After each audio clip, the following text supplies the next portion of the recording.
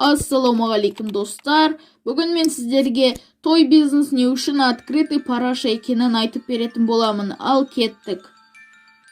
Барлығымыз бала кезімізден той әндермен өскен шығармыз. Қайрат Нұртас, Төреғали, Асхат Тарған, Ерке Есмахан. Оларды айта берсек өте көп. Ойлағандарыңыздай қазір ең танымал той әншілер осылар. Асхат, прости. Чокнутый, сука, несешь хуйню. В общем, той әндері бізде баяғыдан танымал. Көбісі той жасағанда тамада әншілер шақырады. Сондықтан той бизнес қазір Қазақстандағы ең табысты бизнес болып табылады. Эстрада жұлдыздары әр тойдан миллиондап қаржы алады. Кейде бұл жай бір әнге ғанақ болуы мүмкін. Байқаған шығарсыздар, әншілер инстаграмдарында әртүрлі бренд киім немесе дизайнерлерге тігілген көйлектер, жейделер, костюмдар өте көп. Кейбір бағдарламаларда олар өз гардероптарын көрсеткенде жағдайлар болған. Жалпы қазір олар кішкене кедейледі десе болады. Себебі жастардың ешқайсысы оларды тыңдамайды. Олардың аудиториясы үлкен кісілер, и то тыңдамайтындар олардың ішінде жетеді. Қазір карантин болғандықтан олар концерт жасамайды. Сол үшін күндерін инстаграмдағы жарнамамен және клип сосын әндермен көріп жатыр. Менің ойымша алдағы 5-10-15 жылда той бизнес өмір сүруін тоқтатады. Қазір олардың фанаттары жоқ, тыңдайтын адамдар аз, тек тойда ғана. Айтпақшы, тойлар туралы өз ойымды айтып кетейін. Меніңше ұзату, бет ашар, сүндет, үйлену, тіл ашар және тағы басқа тойлар бізге керек емес нәрсе. Я білем, көбілеріңіз менімен келіспеулеріңіз мүмкін, дизлайкта кеткен шығар.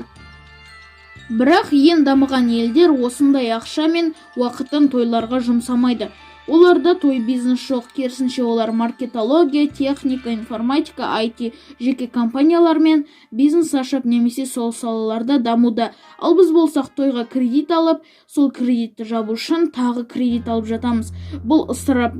Той бізге керек жоқ. Жұрт не ойлайды, жұрттан қаламыз деген ойлардан аулақ болыңыз. Ұят дегенде кейде болып жатады. Жалпы ұят-ұятмен дейді, сондықтан басқалар туралы ойлай бермей, өзіңізге де жаныңызды ашып қойыңыз. Ұят-ұятмен дейді ғой, бірақ өзіңізге де былай. Жалпы ұят-ұятмен дейді, сондықтан басқалар не ойлайды, басқалар туралы вообще ойлай бермеңіз, солай. Негізі менің осы видеода айтарым осы. Кейбір лаққанызге қайталанатын сөздер немесе бұлай тілім лағып атқан жерлерге мән бермеңіздер. В общем, мен кішкене қуатырмын, сценарийді лағып кішкене кейбір жерде кетіп қалып жатыр. Сол негізі видеоны лайк басып, комментарий қалдырып, подписка бөлімін басып кетіңіздер. Колокольчикті да ұмытпаңыздар. Және бұл видеода айтылған нәрселер тек менің ойым. Сіз өзіңіздің ойыңызды білу керексіз, сондай. У кого, әркім өз мнениесі бар, мен мнением осындай. Егер де сіз менімен келіспесеңіз, комментарий ашық, сондықтан пікірлеріңізді қалдырып кетсеңіздер болады. Ал сіздермен болған мен Чико, чао бабино, бабау.